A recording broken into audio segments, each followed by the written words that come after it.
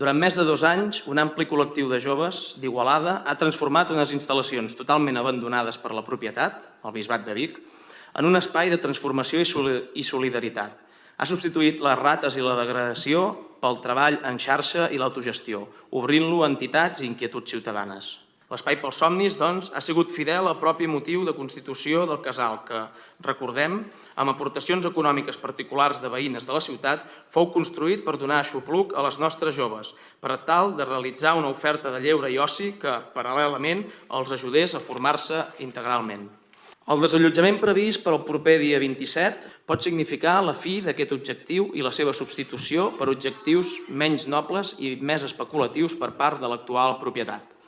És per tots aquests motius que es proposa al ple l'adopció dels següents acords. Primer, l'Ajuntament d'Igualada es compromet a garantir l'ús social de l'espai del casal.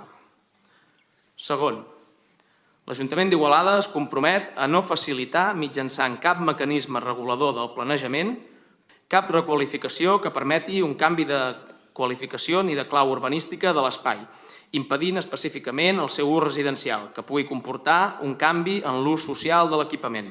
Ara discutir, a posicionar-se l'Ajuntament en quan què dirà el futur planejament, jo penso que precisament és una cosa que no ha de fer el ple, sinó que el procés de participació ciutadana derivat de tot el futur planejament acabarà decidint què volem que sigui aquest espai. També ens sorprèn una mica que el senyor Pont, diguem-ne, ara precisament és una mica ja un acudit, apel·lar a la participació, és a dir, no, nosaltres no ens posicionem perquè ja ho dirà la participació. Home, precisament quan la participació no la fan servir per res i sempre és el govern el que tira endavant, en aquest cas que s'escudin en la participació posterior quan fem el POUM, és una mica un acudit. El senyor Gramunt parlava de que, bé, això és posar-se en un titular, que al final és un titular d'una propietat com qualsevol altra. Bé, no ho és.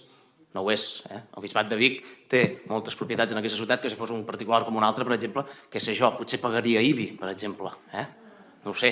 Potser no tindria aquests privilegis que té d'aquest Santo Concordato, d'aquest estat tan laic i tan secular que tenim respecte al Vaticà.